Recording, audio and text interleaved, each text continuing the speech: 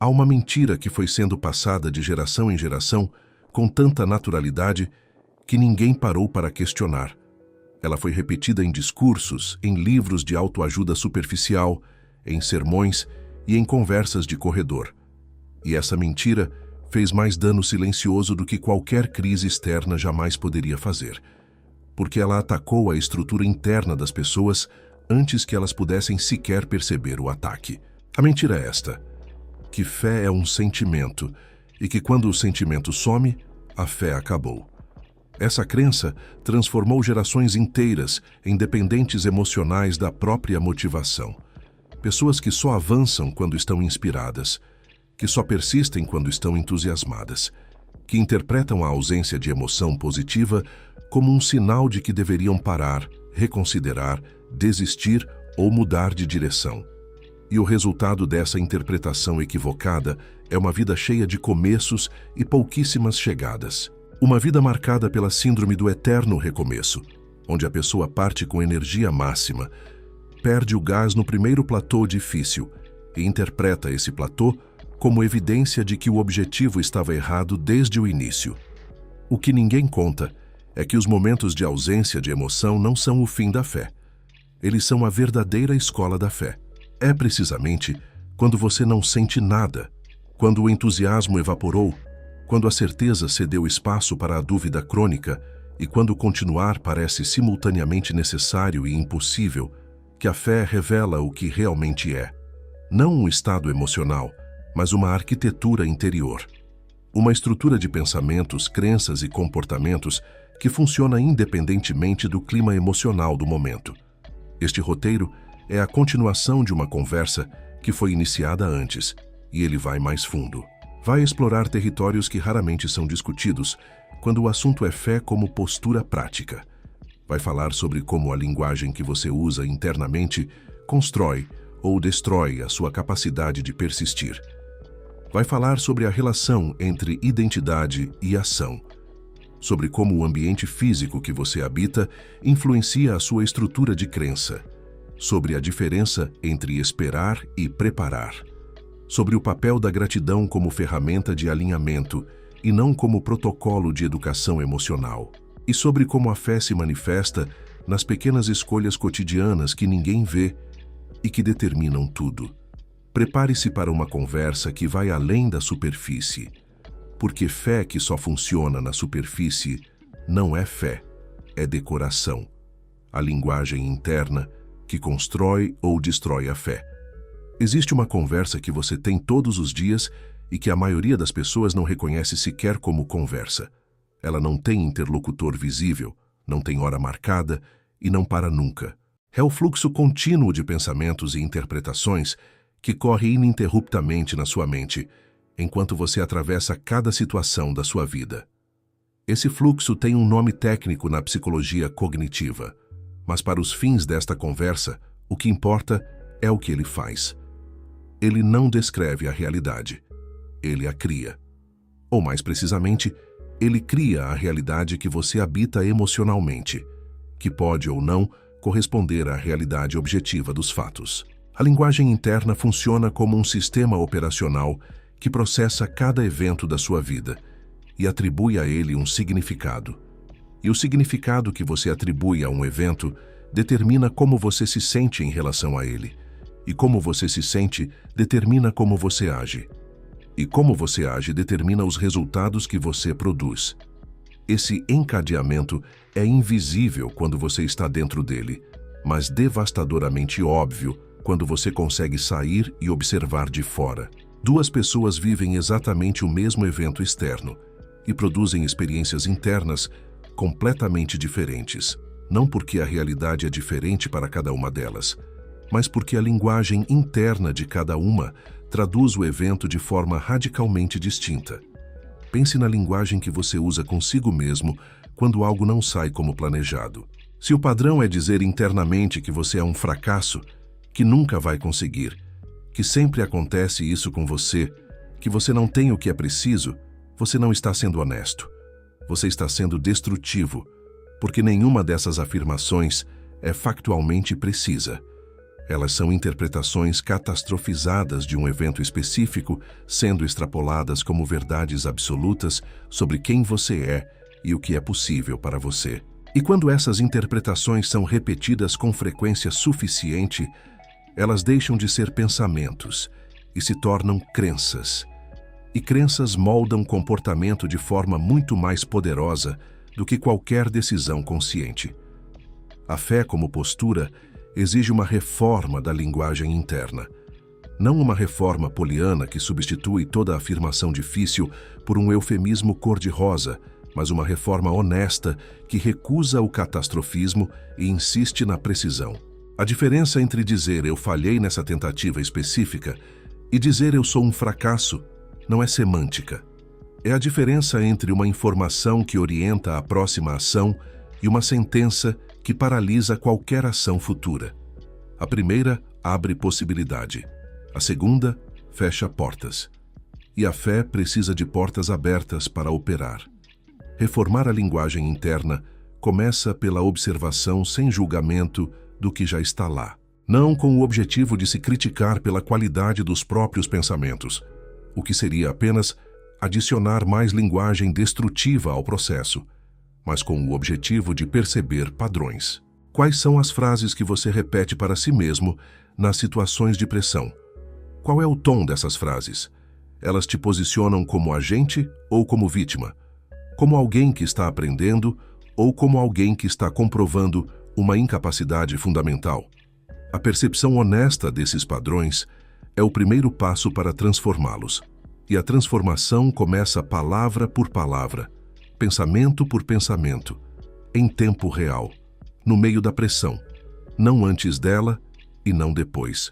A linguagem interna de quem mantém fé sob pressão tem características específicas que podem ser identificadas e cultivadas. Ela é orientada para a próxima ação possível, em vez de ficar presas na análise do que deu errado. Ela reconhece a dificuldade sem amplificá-la. Ela mantém o horizonte de longo prazo visível, mesmo quando o momento presente é turbulento. E ela trata os erros e os tropeços como dados úteis em vez de evidências de inadequação. Essa qualidade de linguagem interna não é um traço de personalidade com que algumas pessoas nascem. É uma habilidade que se desenvolve com prática intencional e consistente. Identidade antes de resultado. Uma das grandes armadilhas do desenvolvimento pessoal contemporâneo é a crença de que a identidade segue o resultado, que você vai começar a se ver como uma pessoa de sucesso quando o sucesso chegar, que você vai acreditar na própria capacidade quando as provas externas dessa capacidade forem suficientemente visíveis, que a autoconfiança é um produto dos resultados acumulados e não uma condição prévia para produzi-los. Essa lógica parece sensata na superfície, mas na prática, ela cria um deadlock perfeito. Você precisa do resultado para ter identidade, mas precisa da identidade para produzir o resultado. Quem entende como a fé realmente opera, percebe que a ordem é inversa. A identidade precede o resultado, não o segue. Você precisa se ver de forma genuína e consistente como alguém que pertence ao nível que está buscando alcançar antes que as evidências externas confirmem essa visão. Não de forma deludida, fingindo que os desafios não existem ou que a distância entre onde você está e onde quer chegar não é real, mas de forma comprometida com uma pergunta diferente. Não o que eu preciso ter para ser isso, mas quem eu preciso ser para atrair e criar o que busco. Essa distinção muda tudo na prática. Quando a sua identidade está condicionada ao resultado, cada obstáculo no caminho é uma ameaça à sua identidade e você vai resistir, evitar ou sabotar para se proteger da possibilidade de provar que a sua identidade condicional estava errada. Você procrastina não por preguiça, mas por medo de testar e falhar, porque falhar significaria a confirmação de que você, de fato, não é a pessoa que esperava ser. Mas quando a sua identidade está ancorada em valores, comportamentos e na forma como você trata o processo, o resultado deixa de ser ameaça e passa a ser consequência. E consequências podem ser adiadas sem que a sua estrutura interna desmorone. A construção de identidade que precede o resultado começa com uma pergunta simples, mas profunda. Como uma pessoa que genuinamente tem o que estou buscando, pensa, age e toma decisões no cotidiano? Não em momentos épicos e dramáticos, no cotidiano. Como ela lida com a impaciência, com a frustração, com os dias em que nada parece progredir, com as pessoas que questionam a sua direção? Quando você começa a responder essas perguntas e a incorporar as respostas no seu comportamento diário, você não está fingindo ser o que não é. Você está praticando se tornar o que decidiu ser. E essa prática, acumulada com consistência, se torna identidade real. A fé, como postura, está profundamente ligada a essa dinâmica de identidade. Manter a postura de fé sob pressão é muito mais fácil quando a sua identidade não está em jogo a cada resultado intermediário. Quando você se define pelo compromisso com o processo e não pelo status do resultado, a pressão muda de natureza. Ela ainda está presente, ainda exige resposta, mas ela não ameaça quem você é. E quando a sua identidade não está sendo ameaçada, você consegue pensar com mais clareza, decidir com mais sabedoria e agir com mais eficácia. O que paradoxalmente produz melhores resultados do que qualquer estratégia focada exclusivamente no resultado poderia produzir. Uma identidade sólida também age como filtro natural para as influências externas. Quando você sabe quem você é e está comprometido com esse saber, as opiniões e projeções do ambiente ao redor têm muito menos poder de te desestabilizar. Não porque você se tornou insensível ou arrogante, mas porque a âncora interna é suficientemente forte para que o vento externo não te faça derivar.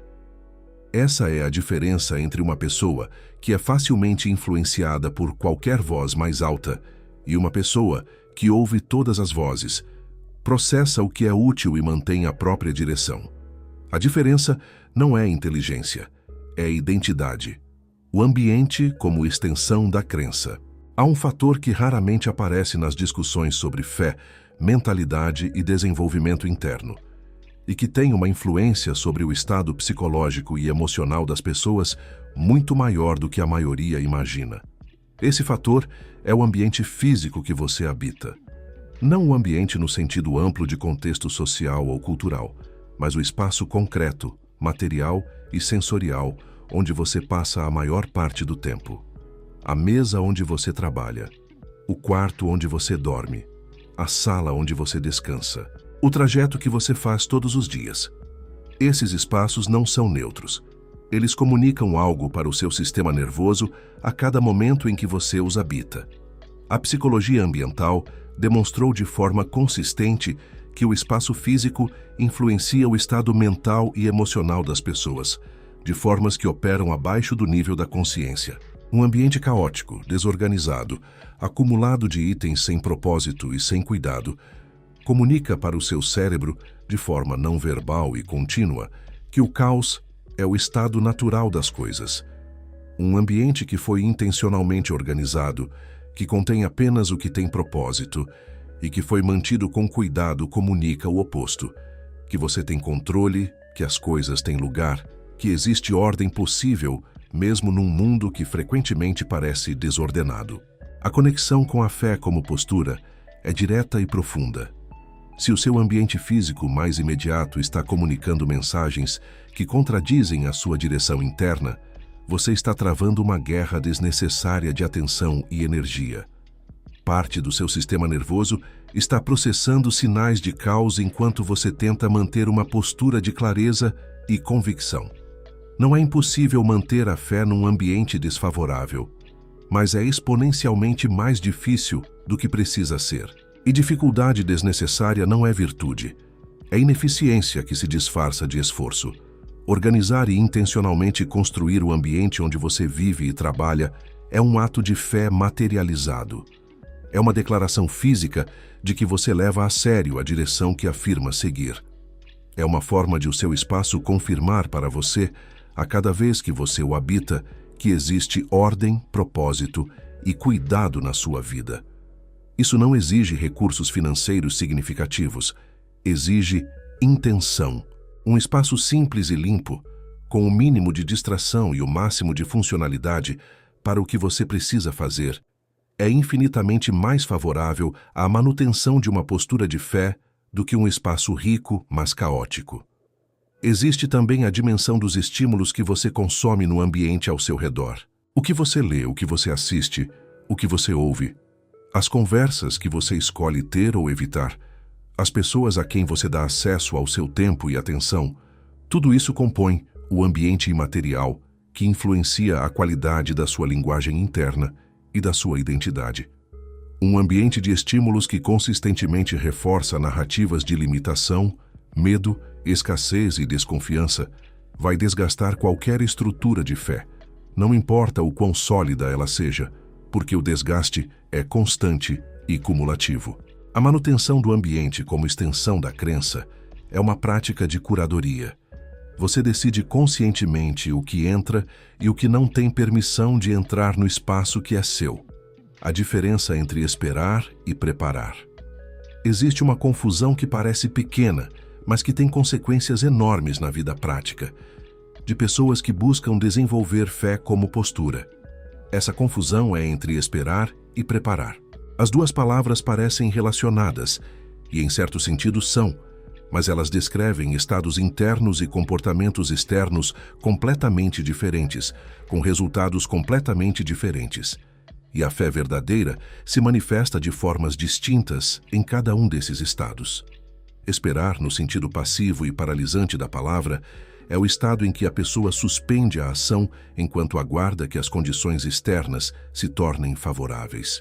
É o estado em que ela diz para si mesma que vai começar quando tiver mais dinheiro, mais tempo, mais apoio, mais conhecimento, mais certeza ou mais qualquer coisa que ainda não tem. Esse estado tem uma característica insidiosa. Ele se disfarça de prudência.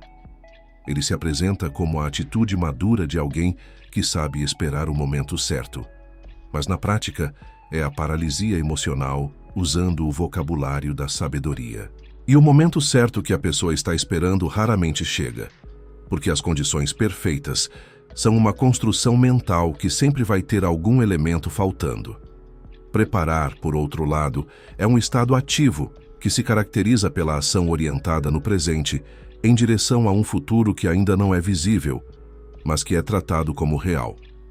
Quem prepara não espera as condições perfeitas para começar. Começa com as condições disponíveis e trabalha para melhorá-las no processo. Quem prepara age como se o resultado que busca fosse uma questão de quando, não de si. E essa distinção de orientação temporal muda completamente a qualidade das ações tomadas no presente. A fé que se manifesta como preparação tem um poder que a espera nunca pode ter. Ela cria momentum. Cada ação tomada no presente em direção ao futuro desejado, mesmo que pequena, mesmo que imperfeita, cria evidência interna de que o movimento é possível. Essa evidência alimenta a próxima ação, que cria mais evidência, que alimenta mais ação. É um ciclo virtuoso que começa não com a circunstância perfeita, mas com a decisão de agir com o que está disponível agora. E a fé é o que sustenta a ação antes que os resultados sejam visíveis, que é exatamente o período em que a maioria das pessoas para de agir. Preparar enquanto espera também envolve o desenvolvimento interno que o período de latência permite. Toda grande realização tem um período anterior, onde nada é visível externamente, mas onde tudo está sendo construído internamente. As habilidades estão sendo desenvolvidas, o conhecimento está sendo acumulado, as relações que vão ser necessárias estão sendo cultivadas. A clareza sobre o próximo passo está sendo aprofundada. Quem entende esse período como parte ativa do processo, usa-o com intenção. Quem não entende, o experimenta como frustração, como evidência de que nada está acontecendo, e frequentemente abandona exatamente antes de o processo se tornar visível externamente. A postura de fé durante o período de preparação exige uma qualidade específica de atenção. A capacidade de reconhecer progresso não apenas nos resultados externos, mas no desenvolvimento interno. De perceber que cada dia de trabalho consistente, mesmo sem retorno visível, está construindo algo real. Que cada habilidade desenvolvida, Cada clareza conquistada, cada relação cultivada com cuidado, é uma pedra colocada na fundação do que está sendo construído. Essa percepção não é consolação, é precisão, porque as fundações mais sólidas são as que levam mais tempo a ser construídas, e quem entende isso não interpreta o tempo necessário como atraso. Interpreta como investimento. Gratidão como tecnologia de alinhamento. A gratidão é talvez o conceito mais banalizado no universo do desenvolvimento pessoal. Ela virou protocolo, virou ritual de lista antes de dormir, virou hashtag, virou frase de calendário. E nesse processo de banalização, ela perdeu a maior parte do seu poder real. Porque a gratidão genuína não é uma prática de educação emocional onde você força a si mesmo a reconhecer o que tem antes de pedir mais. Ela é uma tecnologia de alinhamento interno, com um mecanismo específico e mensurável de funcionamento. Para entender como a gratidão funciona como tecnologia e não como protocolo, é necessário compreender como o sistema de percepção humana opera. O cérebro humano não processa toda a informação disponível no ambiente. Ele filtra, usando sistemas de atenção seletiva que priorizam o que é relevante de acordo com os padrões estabelecidos por crenças, expectativas e estados emocionais predominantes. Em termos práticos, você literalmente não vê o que o seu sistema de atenção não está configurado para perceber. E o que o seu sistema de atenção está configurado para perceber depende em grande parte do estado emocional e da orientação cognitiva predominante em você. Quando o estado predominante é de escassez, de insuficiência, de falta, o sistema de atenção fica calibrado para perceber evidências de escassez, insuficiência e falta no ambiente. E ele as encontra, não porque está sendo manipulado, mas porque evidências de qualquer coisa existem em abundância se você estiver configurado para percebê-las. O ambiente oferece confirmação para qualquer narrativa que você traga para ele. É por isso que pessoas com crenças radicalmente diferentes podem olhar para a mesma realidade e ver coisas completamente distintas e ambas terem evidências para sustentar o que vem. A gratidão genuína recalibra o sistema de atenção. Quando você pratica a percepção intencional do que está presente, do que está funcionando, do que está disponível, você não está negando os desafios ou fingindo que as dificuldades não existem.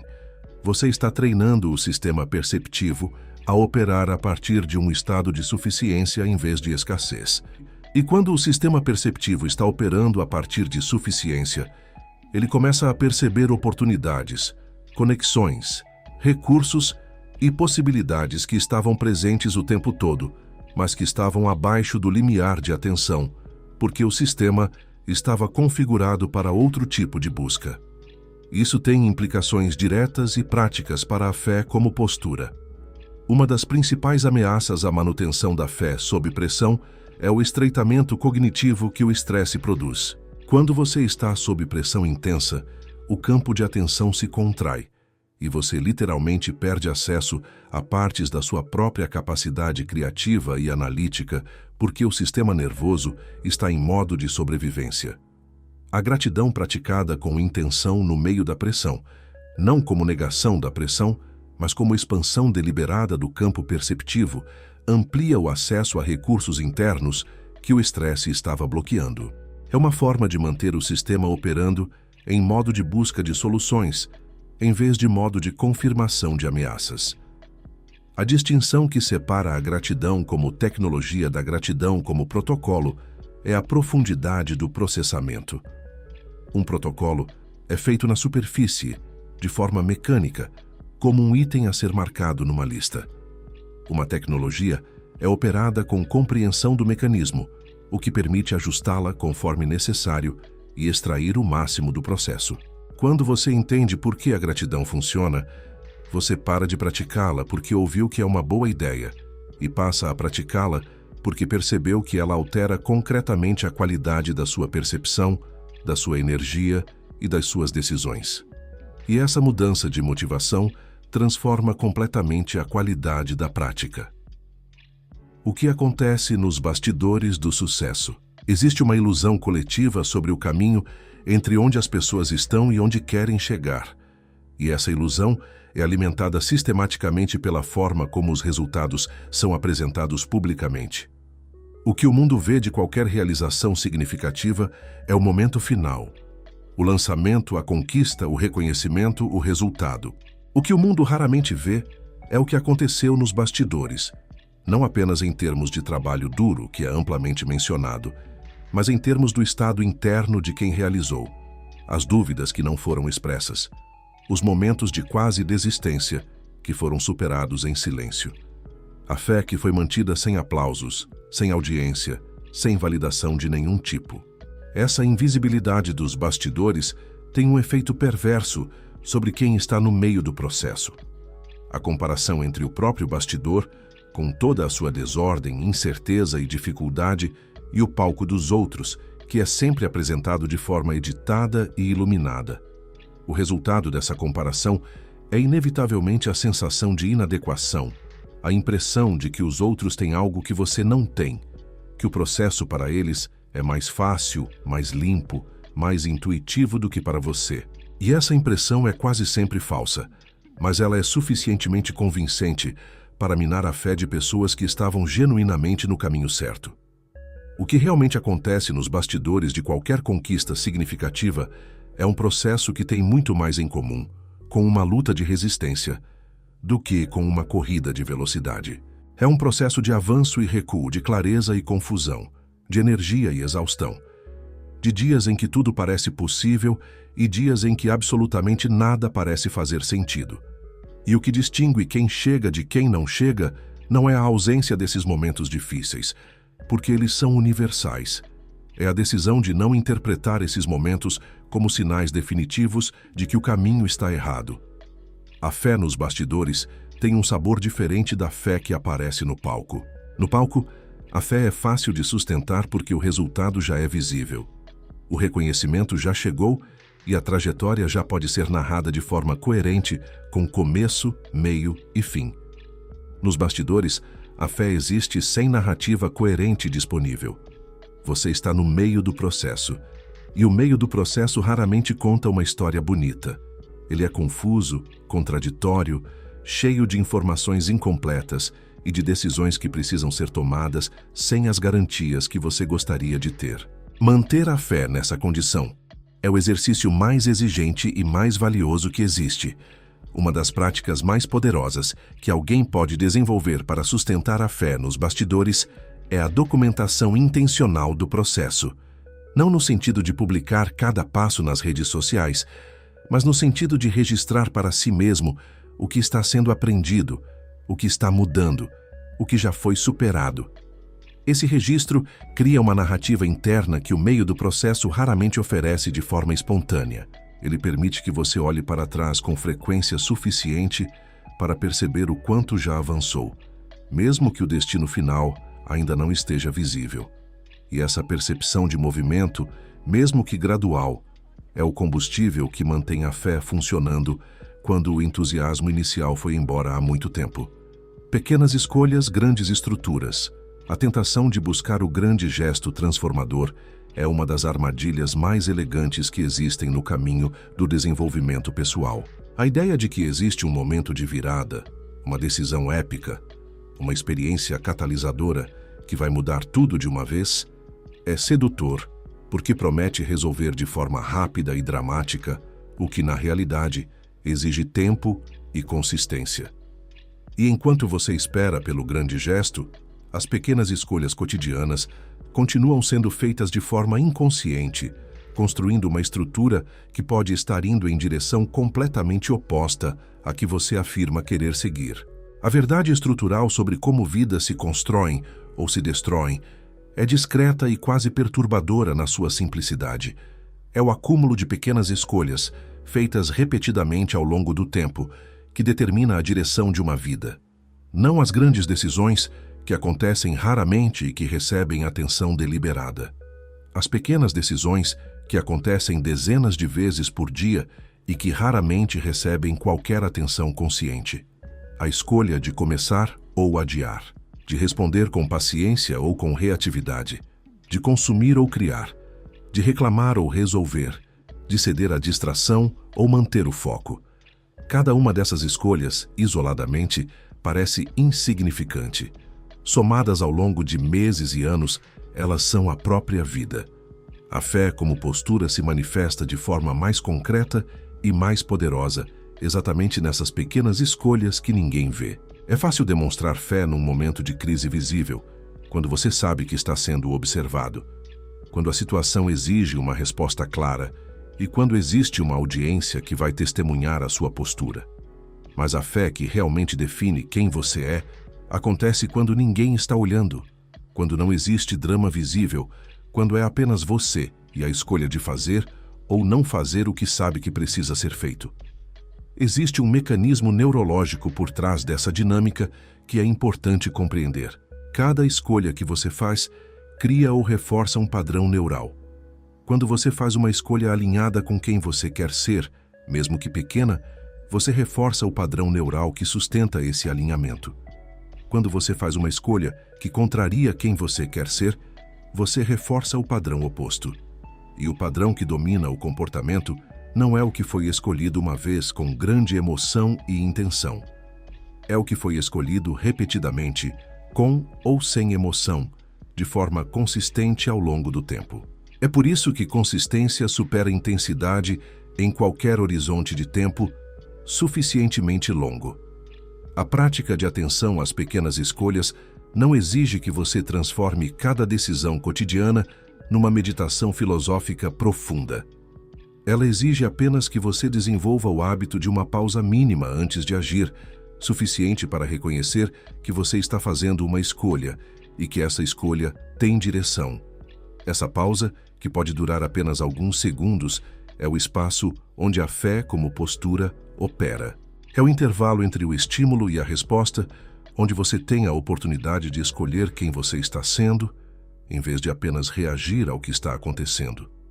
E a capacidade de ampliar esse intervalo, de manter esse espaço de escolha consciente mesmo sob pressão, é a habilidade mais prática e mais transformadora que este conteúdo inteiro pode deixar com você.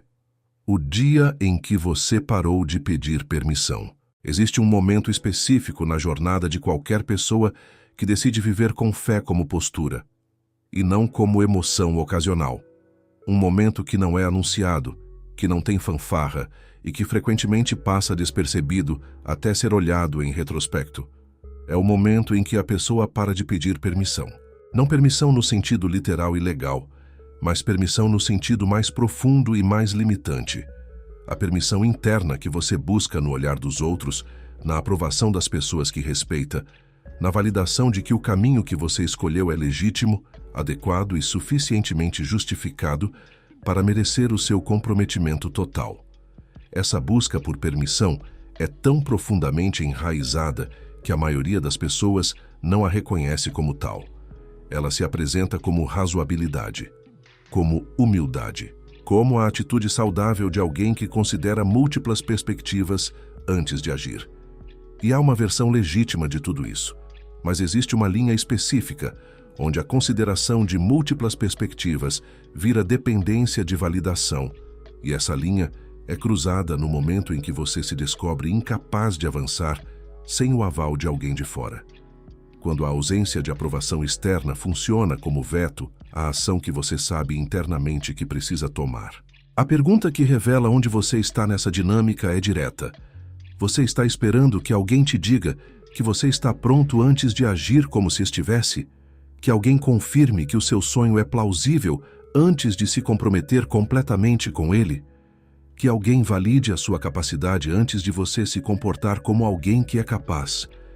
Se a resposta for sim, para qualquer uma dessas perguntas, você está delegando a definição da sua própria vida para uma instância externa que, por mais bem-intencionada que seja, não tem acesso ao que você sabe sobre si mesmo no nível mais profundo. Parar de pedir permissão não é um ato de arrogância, é um ato de responsabilidade radical. É o reconhecimento de que a autoridade sobre a sua própria vida é sua e não pode ser genuinamente delegada para ninguém sem um custo que você não pode pagar. O custo de não saber, ao final, se a vida que viveu foi realmente a sua. Essa responsabilidade é ao mesmo tempo assustadora e libertadora. Assustadora porque remove a possibilidade de culpar alguém quando as coisas não saem como planejado. Libertadora porque também remove a necessidade de aguardar a aprovação de alguém para começar. A fé que opera sem permissão tem uma qualidade que a fé dependente de validação nunca pode ter. Ela é gerativa. Ela cria a partir de dentro para fora. Ela não precisa de gatilhos externos para se ativar, porque a sua fonte é interna. E quando a fonte é interna, ela está disponível precisamente nos momentos em que nenhuma fonte externa está acessível, que são os momentos de maior pressão, de maior isolamento e de maior necessidade. É nesse ponto que a fé como postura revela o seu valor máximo, não quando as circunstâncias são favoráveis e o apoio é abundante, mas quando você está sozinho com a própria decisão, sem garantias, sem aprovação e sem outro recurso além da convicção profunda de que você tem o que é necessário para continuar. E a verdade final, aquela que resume tudo que foi explorado neste conteúdo, é esta: você sempre teve. A permissão que buscou no olhar dos outros estava com você o tempo todo. A fé que esperou sentir em algum momento especial estava disponível como postura em cada momento ordinário. O momento de começar a viver a partir dessa compreensão não é amanhã, não é quando as condições melhorarem, e não é quando você se sentir mais pronto. É agora, com o que você tem, onde você está, exatamente como você é.